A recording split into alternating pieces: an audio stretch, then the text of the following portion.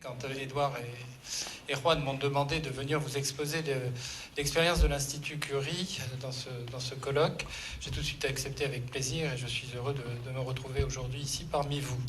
Donc je suis donc effectivement Marc Estève, je suis directeur de l'ensemble hospitalier de l'Institut Curie. Je suis avant tout médecin. Je voulais vous le préciser, mais vous allez voir pourquoi ensuite.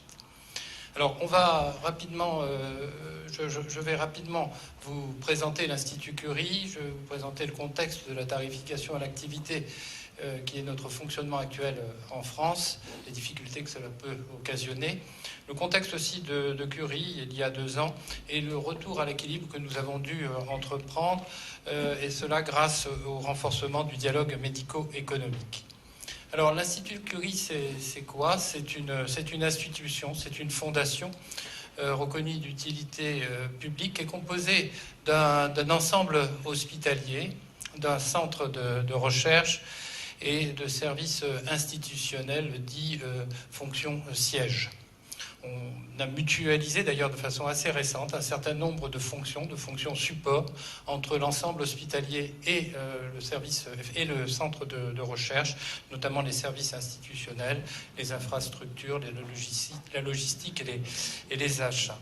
Donc cet ensemble, cet Institut Curie, est à l'heure actuelle sur trois sites en Île-de-France, à Paris. Dans le centre de Paris, c'est le site historique, rue d'Ulm, à côté des laboratoires de Marie Curie, des laboratoires historiques.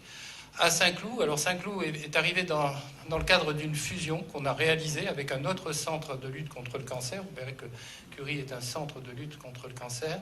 Saint-Cloud en était un autre et on a fait une fusion en 2010. C'est d'ailleurs à l'occasion de cette fusion qu'on s'est rencontré avec Édouard et Juan, puisque c'était dans le cadre d'une réflexion sur un projet médical à Curie, à Paris, qu'on s'est dit on veut s'étendre. Et comment s'étendre ?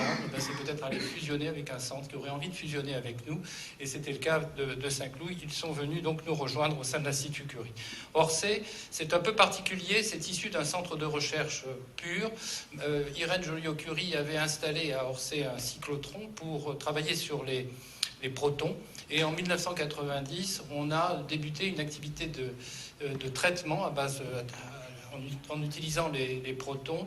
Et c'est d'ailleurs avec une société belge, IBA, que l'on a installé un nouveau centre de protons en 2010 et qui fonctionne à l'heure actuelle merveilleusement bien. On a en tout, pour l'ensemble de l'Institut, des ressources totales de 324 millions d'euros. Il faut savoir qu'on recueille la générosité publique et en 2014, nous avons recueilli près de 42 millions d'euros par l'appel aux dons et aux legs. Nous avons 34 partenaires mécènes. À l'hôpital, on a 204 études cliniques en cours, là, à ce jour, 180 000 donneurs, 900 bénévoles et une file active pour l'hôpital de 14 300 patients. Ce qu'il faut savoir aussi, un autre chiffre, c'est que l'Institut Curie regroupe 3 300 collaborateurs, dont 77 nationalités, et ça on voit beaucoup de nationalités étrangères dans le centre de recherche. Alors on va faire maintenant un focus sur l'ensemble hospitalier, qui donc lui aussi est sur les 3 sites.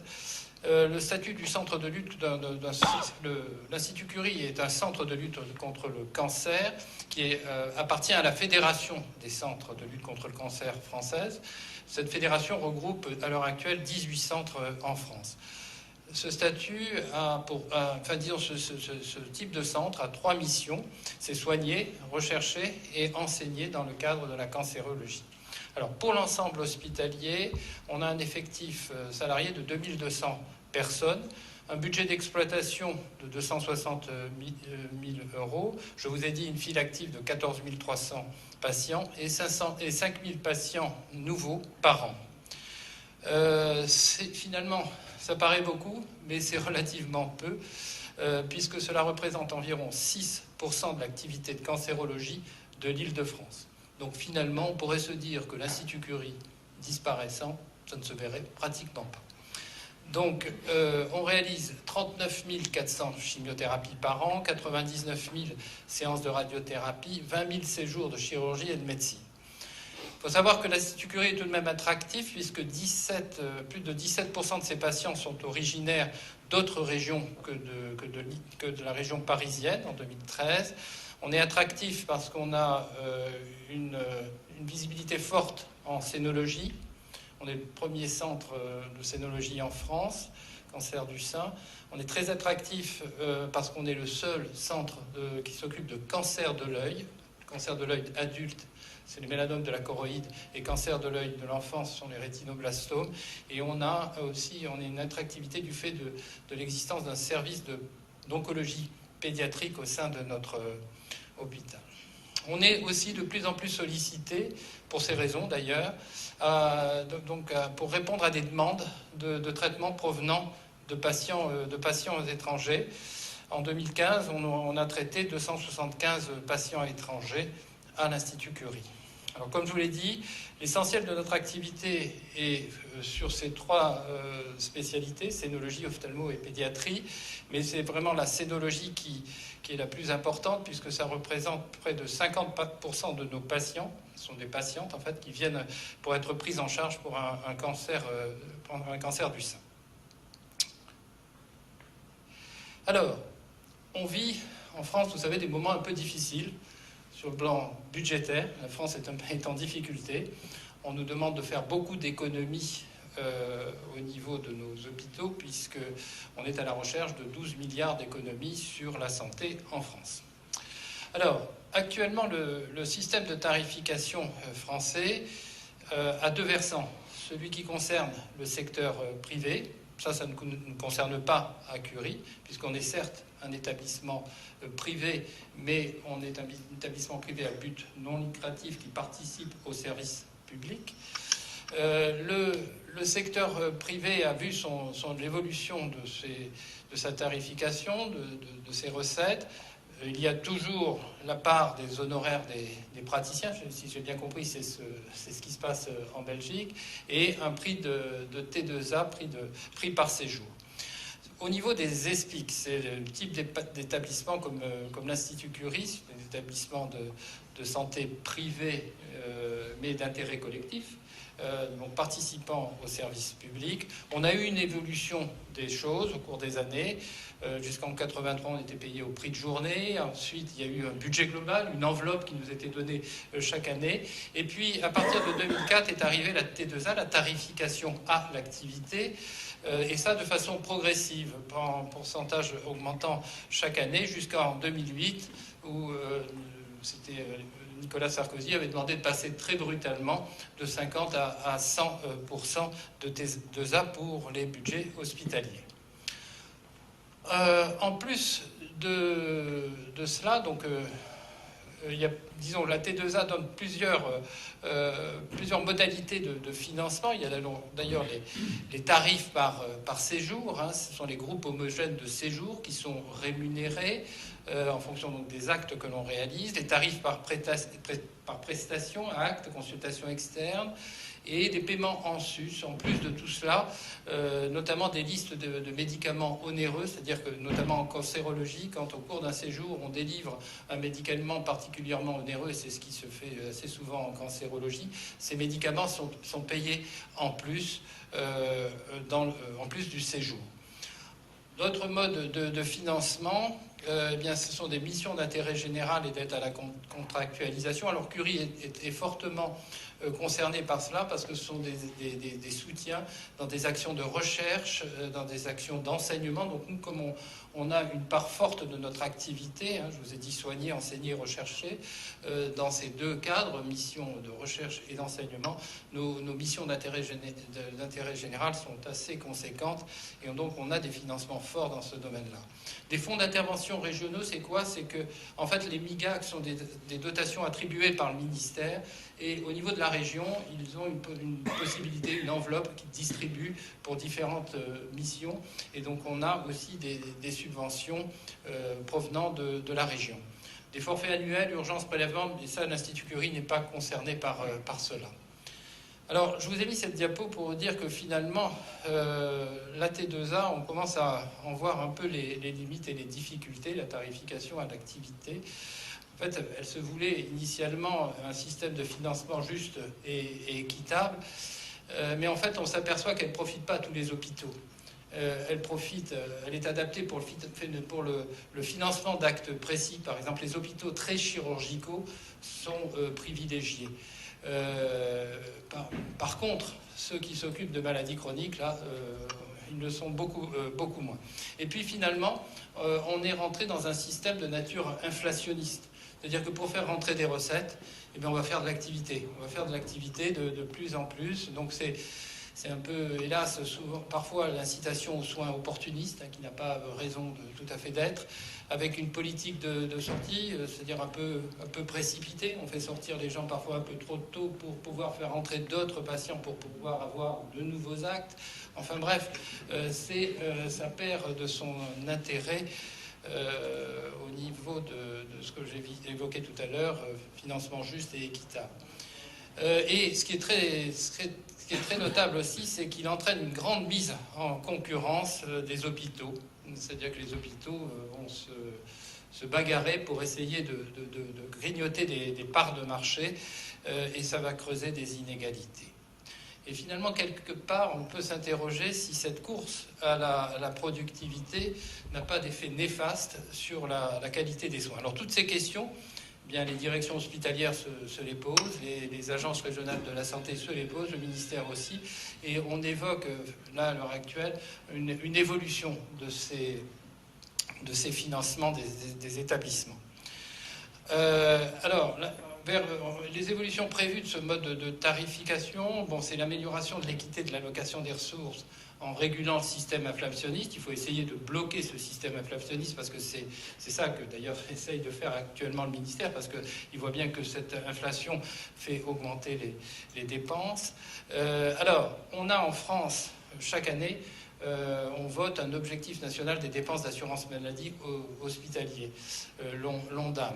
Alors, de façon exceptionnelle, cette année, on savait déjà, avant le vote, que l'ONDAM était fixé à 1,75%. C'est-à-dire qu'on n'augmentait que de 1,75% l'enveloppe ministérielle dédiée à la santé en France. Et c'est la première fois que ce chiffre était atteint. Jusque-là, on était largement au-dessous un peu au-dessus de 2, parfois largement au-dessus de 2. Et c'est la première année où on descend en dessous de 2, 1,75%. Et c'est la première année où on nous fixe l'ONDAM pour 3 ans. On sait que pendant 3 ans, on ne dépassera pas ces 1,75%. Donc ça nous met vraiment dans une situation de contrainte.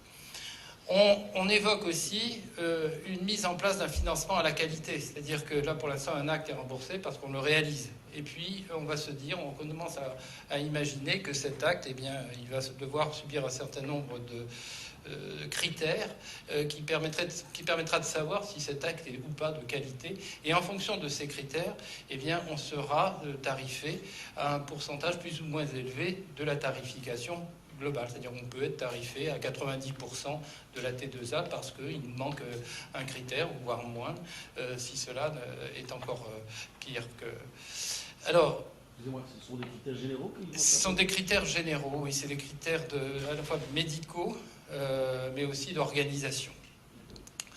Il y a une transformation fondamentale des dispositifs de financement qui commencent à se mettre en place, qu'on voit apparaître. Ce sont les forfaits par parcours.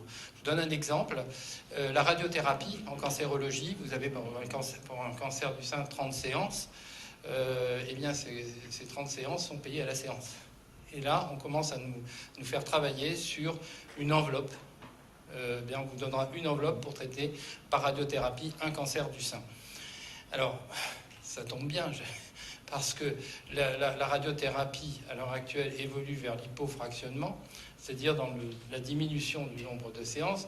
Si on était resté sur la tarification à la séance, pour le coup, un hôpital comme le mien, dont l'activité est à 50% sur la scénologie, voyait diminuer de 30% le nombre de ces séances de radiothérapie, et donc de 30% ses recettes dans ce domaine-là. Donc maintenant, alors je peux vous dire que je fais le forcing pour qu'on arrive rapidement à ce système de forfaitisation à l'activité en radiothérapie. Alors, l'expérience de Curie au milieu de tout ça. Alors, vous avez vu que l'ambiance n'était pas très joyeuse, hein. Il y avait beaucoup de difficultés, des restrictions de de crédit. Des tarifications, je ne vous l'ai pas dit, mais c'était évident. Si vous avez une enveloppe ONDAM qui est fixe et que vous avez un nombre d'activités, enfin nombre d'actes qui augmente, eh bien on va baisser la valorisation. Donc chaque année, on le voit, je l'ai vu moi, depuis que je m'occupe de Curie, bien on perd en moyenne 1% sur la tarification à l'activité sur chacun des actes, ce qui est beaucoup, hein. Donc 1% chaque année. On voit aussi que toutes les dotations dont je vous ai parlé, MIGAC, FIR, etc., les dotations hors activité spécifique à l'acte, eh bien celles-ci, eh bien, c'est pareil, les robinets ont été resserrés et vous allez voir qu'on a perdu énormément à Curie. Donc, et en plus, donc je vous ai dit que Curie s'inscrivait dans un modèle de centre de lutte contre le cancer. Donc c'est des établissements qui sont entièrement dédiés à la cancérologie. Et ces établissements sont à l'heure actuelle mis en danger du fait de leur taille et du fait du niveau concentré de leur technicité. Ce sont des établissements qui ont besoin d'investir dans des matériels excessivement onéreux. La protonthérapie dont je vous parle à Orsay, nos amis belges nous l'ont fait payer 50 millions d'euros. Donc c'est pas donné. Donc il faut investir pour être à la pointe de la thérapeutique. Et puis les centres sont en difficulté parce qu'ils sont à côté de grands autres centres, des centres universitaires qui, eux aussi, eh bien, finalement, se développent en cancérologie. Et se développent en cancérologie et se mettent en concurrence, alors je vous rappelle l'histoire de la T2A, se mettent en concurrence avec les centres de lutte contre le cancer. Et finalement, on voit que beaucoup de centres en France, de centres de lutte contre le cancer en France, dans les provinces, commencent à presque être intégrés dans les CHU. Alors, les CLCC ont cependant des atouts. Alors, lequel c'est leur modèle de gouvernance. Alors, je vais prêcher pour ma paroisse, et c'est pour ça que je vous disais que j'étais médecin. C'est-à-dire que le directeur général est médecin. Et donc, ça permet, disons, d'avoir ce fameux dialogue médico-économique dont je vais vous parler, plus facile avec les collègues que pourrait l'avoir un autre directeur. L'autre atout, c'est que nos médecins sont salariés. Alors, ils comprennent rien aux chiffres, ça c'est sûr, mais au moins ils sont salariés et on sait combien on les paye. Et on n'a pas de dépassement d'honoraires comme on le voit. Je ne sais pas si vous avez ce système-là en Belgique, mais en France, les chirurgiens ou les médecins libéraux prennent souvent au-delà de ce que sera remboursé le patient, un dépassement d'honoraires. Nous, on n'a pas ça.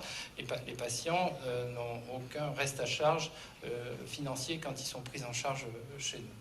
Alors, l'Institut Curie, il y a aussi des atouts en plus. C'est le modèle de continuum recherche-soins. C'est ce modèle que je vous ai décrit tout à l'heure avec le centre de recherche, l'ensemble hospitalier. C'est le modèle qu'avait créé Marie Curie, qui cherchait à avoir immédiatement immédiatement après avoir trouvé quelque chose, essayer de trouver une utilisation de son innovation en termes d'activité médicale. Elle le faisait avec un médecin qui s'appelait Claudius Rogo. Donc ça, c'est très important et ça nous permet justement d'avoir une activité de recherche translationnelle, des programmes médico-scientifiques qui font le pont entre recherche fondamentale et recherche clinique, une activité de recherche translationnelle très très importante à Curie et qui aussi nous permet d'être de ce fait en lien avec les industriels de la pharmacie notamment, pour pouvoir développer de nouvelles thérapeutiques. Alors finalement, dans ce contexte, à la fois de difficultés budgétaires globales, de difficultés liées au positionnement des centres, eh bien, l'ensemble hospitalier de l'Institut Curie a présenté un déficit structurel du résultat financier très important au début de l'année 2014, puisqu'on était à moins 10 millions d'euros sur les 260 millions d'euros que nous avons de budget. Et quand on faisait quand on va essayer de regarder la perspective de l'évolution de ce budget, on voyait que cela se creusait de façon considérable, puisque nos charges au niveau des dépenses salariales se creusaient, les recettes en termes d'activité de MIGAC diminuaient, et ce déficit se creusait de façon considérable. Là-dessus, c'est associé une baisse des financements ARS, là, les fameuses MIGAC. On a perdu brutalement 3 millions d'une année sur l'autre.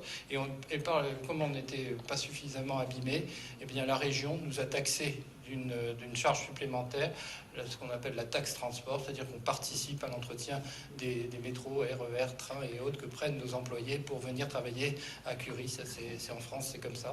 C'est 2 millions d'euros par an. Donc on s'est retrouvé en 2014 et dans grande difficulté, 10 millions d'euros de déficit. La Fondation a crié alerte. Si vous continuez, vous allez nous entraîner avec vous. La Fondation va partir, le centre de recherche va partir avec. Et de ce fait, il faut faire quelque chose. Il faut remonter l'hôpital, parce que si vous ne le remontez pas, eh bien on ferme l'hôpital. C'était ce qu'on a appelé, nous, à Curie, le syndrome Pasteur. Vous savez, il y a l'Institut Pasteur à Paris, qui à un moment donné a fermé son hôpital, parce qu'il était plus rentable, et n'a gardé que son centre de recherche. Donc ça, les médecins se sont levés, bon, ils étaient déjà debout, mais ils se sont dit on va pas se laisser faire, on va mettre en place quelque chose qui va nous permettre d'éviter cette catastrophe. Alors, et c'est donc dans le cadre de dialogue médico-économique entre la direction, les médecins et les soignants qu'on a mis en place un certain nombre de plans d'économie dès 2014. On a travaillé sur les ARTT, je ne sais pas si vous connaissez ça en France, c'est ce qu'on a hérité des années socialistes, c'est-à-dire qu'on travaille, on fait les 35 heures et on récupère des jours en plus des jours de vacances. Donc on a beaucoup perdu en efficience de ce côté-là. Donc on a diminué, avec des négociations avec les syndicats, on a réussi à diminuer les ARTT, on a supprimé, quand les CDD, les contrats à durée déterminée se terminaient, eh bien on les renouvelait pas. Quand des gens partaient à la retraite, eh bien on ne les remplaçait pas. Enfin bref, on essayait de trouver des solutions. Et comme ça, pendant cette année 2014, on a réussi à régler 50% du déficit. 50%, 5 millions. Mais on n'était pas à l'équilibre, on ne répondait toujours pas aux demandes du conseil d'administration. Et c'est là où on a dû, et je peux vous dire que je l'ai fait une fois, je ne recommencerai jamais plus, on a dû faire un plan social, un plan de sauvegarde de l'emploi, qui a été finalement chercher les 5 millions qui nous manquaient pour arriver à l'équilibre. Alors, on a essayé, là je pensais à ce que disait Édouard, on a par exemple, on a fait passer brutalement l'activité de chirurgie ambulatoire de 25%. Vous savez, en France, on était très en retard. On avait 25% de notre activité scénologique en ambulatoire. Et bien, très brutalement, on l'a fait passer entre le 31 janvier et le 1er février de cette année de 25 à 55%. J'ai fermé 50 lits, très brutalement. Mais on savait le faire et donc ça s'est fait de façon, disons, efficace, sans heurts. Et les médecins l'ont accompagné. On a un laboratoire de biologie clinique qui était vétuste, qui produisait le B, c'est le tarif de l'examen en France, le plus cher de Paris. Il était vétuste, ce service était difficilement accréditable. Eh bien, je l'ai fermé et on a externalisé notre activité. Vous voyez, et tout ça, on l'a travaillé avec les différents directeurs de département, vous allez le voir. Et puis, en parallèle de ça, parce que c'est pas tout de faire des restrictions, eh bien, on a lancé un projet. Parce qu'il faut toujours tirer les gens vers l'avenir, c'est-à-dire concentrer effectivement les efforts au moment où il faut les faire pour se rétablir une situation, mais se projeter aussi dans l'avenir. Donc, on a construit un projet d'entreprise qu'on a appelé Marie Curie 21 pour l'Institut Curie, avec un projet médical, un projet du centre de recherche, un projet qui est le cœur de notre projet, les programmes médico-scientifiques, je vous ai dit que c'était vraiment notre spécificité, et puis un projet architectural. Et comme on a rétabli la situation budgétaire en 2015, eh bien finalement la Fondation a mis le paquet puisqu'ils nous ont octroyé la possibilité de nous lancer dans des travaux de rénovation de nos sites, et la Fondation nous aide dans cela puisqu'on va investir 150 millions d'euros dans les travaux de nos 3 sites. Alors la contractualisation au sein de notre établissement, elle s'est faite dans un cadre, c'est celui de la contractualisation interne dans le secteur public. Le contrat de pôle, ça a été initié par l'ordonnance du 2 mai 2005 en France, et puis ça a été amplifié par la loi HPST en juillet 2009. Finalement, ça a été un vrai levier de changement pour la direction qui peut contrôler l'exécution des contractualisations internes qu'elle fait avec les différents chefs de pôle. Alors à partir de ce schéma, on a réfléchi comment on pouvait, travailler de la même façon à Curie. Et là, je dois dire qu'il y avait un vrai enjeu. Il y avait un vrai enjeu parce que, comme je vous ai dit, nous les médecins, et encore plus les médecins salariés, n'ont pas cette dimension, budgétaire, financière, et il a fallu passer le message. Alors, je vous ai mis tu disais tout à l'heure, Edouard, c'est un problème de culture. Là, il a fallu vraiment faire évoluer les cultures, et je prends souvent cet exemple, c'est l'exemple du 1%. Quand je leur disais, mais augmenter de 1% l'activité, mais ils disaient, mais Marc, tu rigoles, comment tu veux que je sache augmenter de 1%? Mais c'est 3 fois rien. Je lui dis, non, c'est pas 3 fois rien, c'est 1 million d'euros. Donc, suis-moi, essaye d'augmenter de 1% et tu verras, on sera beaucoup mieux. Alors, on appelait ça le syndrome du 1%. Donc, on a donc mis en place cette démarche de contractualisation avec tous les départements cliniques et médico-techniques. Et on a proposé, en pré-discussion avec eux, aux producteurs d'activité un contrat interne d'objectifs et de moyens sur l'évolution de l'activité clinique, des actes et des consultations externes. Je peux vous dire que ce sont des dialogues intéressants. À chaque fois, on essaye de trouver la raison sur laquelle, l'axe sur lequel on peut se positionner, les possibilités. Je parlais tout à l'heure de concurrence, d'aller grignoter des parts de marché, mais il y avait notre truc à sauver. Donc on a fait comme ça. On a contractualisé sur l'activité de recherche, parce que l'activité de recherche, elle se termine par des publications, et ces publications sont valorisées dans les MIGAC, les missions d'intérêt général, dans les mairies, missions d'enseignement, de recherche, de recours. Et à chaque fois qu'un médecin publie, eh bien, on reçoit de l'argent. Donc, on a intérêt à faire de la recherche et à publier. Donc, on met là aussi des objectifs. Et puis, on travaille aussi avec les chefs de département sur les moyens nécessaires en termes de ressources humaines et les moyens nécessaires en termes d'investissement. Alors, on a fait de la même façon avec les fonctions support, les infrastructures, l'informatique, le biomédical, les achats et l'hôtellerie. Alors, finalement, on a débuté ça en 2014 et puis on a continué depuis. Donc ces rencontres ont lieu chaque année au dernier trimestre, en novembre, décembre, pour évaluer les objectifs de l'année et fixer les objectifs de l'année suivante. Alors ce sont des débats très intéressants parce que c'est vraiment du benchmarking et on réussit à trouver des objectifs judicieux. Alors ensuite, ce travail est partagé dans la direction, entre la direction et les membres, les médecins et le corps soignant. Et ça permet, une fois qu'on a récupéré toutes ces contractualisations, de construire le budget institutionnel pour notre fondation et aussi les budgets réglementaires pour l'Agence régionale de santé. Alors, la répartition des rôles est claire. C'est la direction qui fixe les objectifs, la ligne directrice, les objectifs à atteindre. Et par contre, on s'engage effectivement sur l'allocation des moyens. Et les départements, finalement, ensuite, savent comment atteindre les objectifs et comment utiliser au mieux les moyens qui lui sont accordés. Alors, quand il y a des soucis, c'est le directeur qui décide, le comité de direction qui arbitre la version définitive de ces contrats internes. Mais une fois que c'est décidé, eh bien c'est une fiche de mission, c'est une mission pour le chef des départements d'y arriver. Alors, c'est un vrai instrument de collaboration. Je peux vous dire qu'on fait une vraie équipe avec les chefs de département parce qu'on communique beaucoup autour de ces objectifs. Le suivi des indicateurs, on a mis en place chaque mois un certain nombre de comités de suivi sur l'activité hospitalière, sur la recherche, sur les charges de personnel, sur les charges médicales hôtelières, les investissements. Donc, chaque mois, tout cela est suivi. On voit quand il y a une dérive et on met en place à ce moment-là des actions correctrices. On partage tous ces suivis avec le corps médical lors de différentes réunions, un COMOP, un comité opérationnel avec les différents chefs de département, les directions de site, et le comité de direction.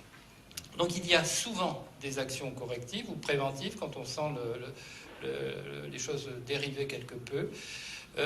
Mais encore une fois, ces différents espaces sont vraiment un lieu d'échange et c'est très important pour entraîner les équipes de discuter comme cela. Alors la force de cette organisation, de cette démarche réside finalement dans sa simplicité.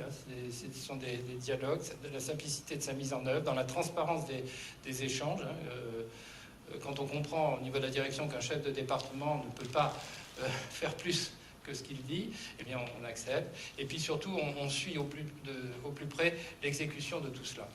Alors, je vais vous donner un exemple de réussite. Là, c'était en 2014. Finalement, vous voyez, on avait évalué un écart de 4,2%. Et finalement, par rapport à la cible qu'on s'était donnée, on est à 0,3%. On arrive à 0,3% de la cible. Sur plus de 111 millions, c'est pas trop mal, je dois dire. Et ça, c'est la même chose. Les chefs de département ont à leur disposition tous les investissements et le suivi de leurs investissements, ce qui leur permet de suivre ça de façon au fil de l'eau, et on s'aperçoit que finalement on ne dépasse pas les niveaux que l'on avait initialement prévus. Alors, finalement, que vous dire de tout cela? C'est que cette démarche est désormais ancrée dans le fonctionnement de notre direction et avec les établissements producteurs de soins. C'est devenu, ils nous la demandent presque maintenant. C'est-à-dire, quand est-ce qu'on fait, là j'ai eu plusieurs fois avant la fin de l'année, quand est-ce qu'on fait les réunions, parce que mais oui, bon, c'est prévu, on va y arriver, ça va se faire. Donc il y a vraiment un travail très, très collaboratif. On va évoluer, on va évoluer. Déjà, je vous ai dit, initialement, il y a 3 sites à Curie. Quand j'ai repris la direction générale de l'ensemble des 3 sites et que j'avais une situation extrêmement difficile, j'ai voulu avoir une vision générale de cela. C'est-à-dire que je n'ai pas mis de directeur par site. J'ai pris les 3 sites de front. Maintenant que c'est rétabli, là, en janvier, j'ai mis des directeurs par site. Donc on va pouvoir avoir des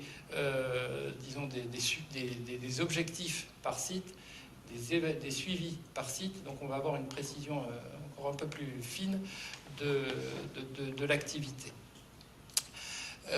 On souhaite aller vers un calcul et une prévision d'un taux de marge brut par département, producteur de soins. Et puis on va mettre en place, mais c'est mis en place d'ailleurs depuis peu, un tableau de bord centralisé pour le suivi de l'ensemble des indicateurs, c'est-à-dire que le chef de département a à sa disposition un document qui lui permet de piloter son département avec tous les indicateurs que je vous ai évoqués. Voilà. Merci.